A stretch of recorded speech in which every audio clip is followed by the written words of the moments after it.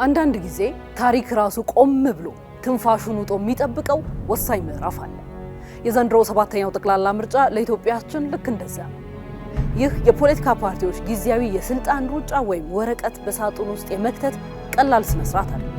በፍጹም ይህ ምርጫ በሚናወጠው የዓለም ጂኦፖለቲካ ማዕበልና በቀጠናችን ውጥረት መሃል የኢትዮጵያን ብሔራዊ ህልውና ሉዓላዊነትና የነገዋን ገናና ሀገር ዕጣ ፈንታ በዓለም ፊት የምናጸናበት የሞት ሽረት ፊርማችን ነው።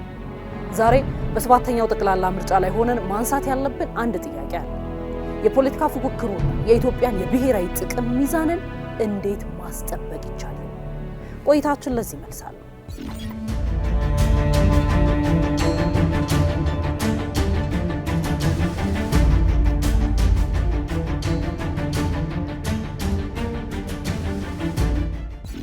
ምርጫና ብሔራዊ ጥቅምን ምን አገናኛቸው ይሆናላችሁ? ከኔ ጋር ቆዩና ምላሹን ስሙት። ብሔራዊ ጥቅም ስንል የአንድ ሀገር ህልውና ሉዓላዊነትና ዘላቂ የኢኮኖሚ ደህንነት ድምር ውጤት ማለታችን ነው። በምርጫ ወቅት የፖለቲካ ፓርቲዎች በፖሊሲ ሊራራቁ ይችላሉ፣ የስልጣን ፉክክርም ይኖራል። ነገር ግን በሀገር ህልውና ላይ መደራደር አይችሉም።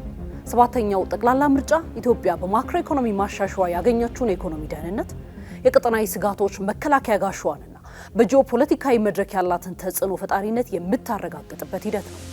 ይህ ምርጫ ልዩነትን የምናሰፋበት ሳይሆን የማይናወጡ የኢትዮጵያን ጥቅሞች ለማስጠበቅ የጋራ መግባባት የምንፈጥርበት ብሔራዊ ምሰሶ ነው። ወደ ኋላ ተመልሰን የኢትዮጵያን የምርጫ ታሪክ ስንፈትሽ ምርጫዎች የብሔራዊ መግባባት የፈውስ መድረክ ከመሆን ይልቅ አብዛኛውን ጊዜ የፖለቲካ አለመረጋጋትና የማህበራዊ ስምምነቶች መናጋት ማዕከል ሆነው ቆይተዋል። ሁላችንም እንደምናስታውሰው የ1997 ምርጫ ከፍተኛ የህዝብ ተሳትፎ የታየበት ቢሆንም ውጤትን ከመቀበል ጋር ተያይዞ የተፈጠረው ቀውስ ሀገሪቱን ለከፍተኛ የውስጥ ስብራትና ለውጭ የዲፕሎማሲ ተጽዕኖች አጋልጧት አልፏል። በመቀጠልም የተደረጉት ምርጫዎች 6ኛው ጠቅላላ ምርጫን ጨምሮ ኢትዮጵያ ተቋማዊ ሽግግርን ለመፍጠር በርካታ ጥረቶችን ያደረገችባቸው ናቸው። ይሁን እንጂ ዛሬ ላይ ሆነ 7ኛውን ጠቅላላ ምርጫ ስንመለከት ሀገሪቱ በታሪክ አጋጣሚ ውስጥ እጅግ ልዩ ስልታዊ ክብደት ወዳለው ምዕራፍ ተሸጋግራለች። በአሁኑ ሰዓት ኢትዮጵያ የታላቁን ህዳሴ ግድብ ግንባታ አጠናቃ የቀይ ባህርን ጂኦፖለቲካዊ እውነታ በመቀየር የባህር በርና የወደብ አማራጮችን ለማረጋገጥ ስልታዊ እርምጃዎችን እየወሰደች ነው። ዲጂታል ኢትዮጵያ 2030ን ጨምሮ ጥልቅ የማክሮ ኢኮኖሚ ማሻሻያዎችን በመተግበር ላይ ስትሆን በአፍሪካ ቀንድ የደህንነት ሽግግር ውስጥ ማዕከላዊ ሚና እየተጫወተች ነው። ይህ ነባራዊ ሁኔታ የ7ኛውን ጠቅላላ ምርጫ ከወትሮ እጅግ የተለየ ያደርገዋል። ይህ ምርጫ ሀገርን የማዳን ሉዓላዊነትን የማጽናትና የታላቅነት ጉዞን የማስቀጠል አደራ የተሸከመ ታሪካዊ ክስተት ነው። የዚህ ምርጫ አንኳር ፋይዳና አንድምታ ታዲያ ምን ሊሆን ይችላል? ወደ አካዳሚያዊ ጽንሰ ሀሳቦችና የዓለም አቀፍ ተሞክሮዎችን ሄድና እንመልከተው። የፖለቲካ ሳይንቲስቱ ጆሴፍ ሻምፒተር ዲሞክራሲን የፖለቲካ ገበያ ይለዋል። ነገር ግን ይህ የሀሳብ ገበያ ፍትሐዊና ሰላማዊ ካልሆነ ወደ ግጭት ማምራቱ አይቀርም። በዚህ የተነሳ የፓርቲዎች ፉክክር ህጋዊና ስልጣኔ የተሞላበት ሊሆን ግድ ይላል።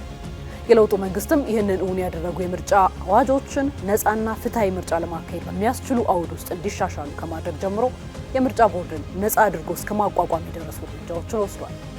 ከምርጫ ሂደቱ ጋር የተያያዙ የፍትህ አካላት ተቋማትንም በተመሳሳይ ነፃ ሆነው እንደ አዲስ እንዲቋቋሙ ተደርጓል። በሌላ በኩል ሮበርት ዳሃል እንደሚያስረዳል ሰፊ የህዝብ ተሳትፎ ያለበት ፖሊያርኪ ወይም የብዙሃን አስተዳደር ዓለም አቀፍ ተአማኒነትን ያጎናጽፋል። ይህ ተአማኒነት ለኢትዮጵያ የቅንጦት ጉዳይ አይደለም። ፍትሐዊ ምርጫችን ማካሄዳችን የውጭ ቀጥተኛ ኢንቨስትመንትን ለመሳብ ከቀጠናዊ ኃይሎች ጋር በኩልነት ለመደራደርና የባህር በር የማግኘት ስልታዊ ፍላጎታችንን ለማስከበር ትልቅ ዲፕሎማሲያዊ ጉልበት ይሆነናል። ኢትዮጵያ አሁን ባለችበት የአፍሪካ ቀንድ እጅግ ውስብስብ የጂኦፖለቲካዊ ፍልሚያ ውስጥ የውስጥ ሰላምና ህጋዊ መንግስት መኖር በቀጠናው ያላትን ስልታዊ በላይነት ለማስቀጠል ቅድመ ሁኔታ ነው። አሌክሲስ ደቶክቪል የአብዛኛው አምባገነንነት ወይም አግላይ ብዙሃንነት ብሎ እንደሚጠራው ምርጫ የአብዛኛውን ድምጽ ብቻ አክብሮ አናሳዎችን የሚያገል መሆን የለበትም። የኢትዮጵያ ጠቅላላ ምርጫ በዚህ ረገድ አካታች እንዲሆን ተደርጓል። ምክንያቱም ጠቅላላ ምርጫ ማህበራዊ ትስስርን ማጠናከር የብሔራዊ አንድነታችን ዋስትና ስለሆነ። ከዚህም ሻገር ስንል ጠንካራ ዲሞክራሲ ባለባቸው ሀገራት እንደምናየው የውጭ ፖሊሲ ቀጣይነት ወሳኝ ነው።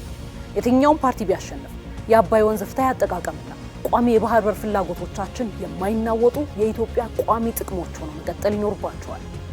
ለፖለቲከኞቻችን በማንነት ፖለቲካ ከመጠመድ ወጥተው በማክሮ ኢኮኖሚ በታዳሽ ኃይልና በቴክኖሎጂ አማራጮች ላይ ሊያተኩሩ ይገባል። ይህ ሲሆን ምርጫ ለሀገር ህልውናና የውስጥ መረጋጋት የሚያመጣው።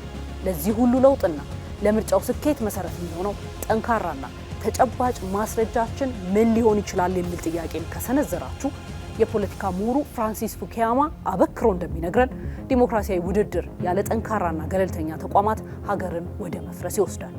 በኢትዮጵያ ባለፉት 8 ዓመታት ከተከናወኑ መሰረታዊ ማህበራዊ፣ ኢኮኖሚያዊና ፖለቲካዊ ግንባታዎች ውስጥ ትልቁ እንደ ወርቅ የሚቆጠረው ስኬታችን የተቋም ግንባታ ነው። የኢትዮጵያ ብሔራዊ ምርጫ ቦርድ የፍርድ ቤቶችና የጸጥታ ተቋማት ከፖለቲካ ወገንተናዊነት ነፃ፣ ፍጹም ገለልተኛና ጠንካራ ሆነው ዳግም መገንባታቸው የህግ የበላይነትን ለማስከበር ታላቅ አቅም ፈጥሯል። የተቋማዊ ነፃነት ለሰባተኛው ጠቅላላ ምርጫ ታማኒነት ዋነኛ ማረጋገጫችን ነው። በተጨማሪም በመረጃ ቴክኖሎጂ ዘርፍ በተደረገው መዋቅራዊ ሪፎርም የሐሰት መረጃዎችንና የሳይበር ጥቃቶችን ለመከላከል የተገነባው አቅም የውጭ ጣልቃ ገብነትን በመግታት የብሔራዊ ደህንነታችን በጽኑ አለት ላይ ያስቀምጦታል። በአጠቃላይ ምርጫ የዘር መዝሪያ፣ የተስፋ ማብቂያ ወቅት እንጂ ያጨዳና የመጠፋፊያ ፍልሚያ መሆን የለበትም። ኢትዮጵያ ስትመርጥ ድምጻችንን ስንሰጥ እያስተላለፍን ያለነው መልእክት መንግስትን በራሳችን ድምጽ እንሾማለን እንጂ ሌላ አካል አይሾምልንም የሚል ነው። ድምጽ ስንሰጥ ሀገረ መንግስቱን እያጸናን ነው ማለት ነው። የፖለቲካ ስልጣን ገዢዎችና የፖሊሲ ክርክሮች ልክ እንደ ተቀያያሪው የክረምት ደመና ውለው የሚያድሩ ናቸው። የኢትዮጵያ ሉዓላዊነትና የብሔራዊ ጥቅም ግን እንደ ሰሜን ተራሮች የማይናወጥ ማዕበልና ዶፍ የማይሽረው የድንጋይ ጽሑፍ ነው። ይህንን ታሪካዊ የሰባተኛ ጠቅላላ ምርጫ ላይ ድምጽ ስንሰጥ ይሆነናል ብለን የምንመርጠው ግለሰቡን ወይም ፓርቲን ብቻ ሳይሆን የነገዋን ገናና የተከበረችና በሁለት እግሯ አጥብቃ የቆመች ኢትዮጵያን መሆኑን አውቀን በሰላም በብስለትና የሀገርን የልብ ትርታ በማዳመጥ ምርጫችንን ማከናወን ይገባናል።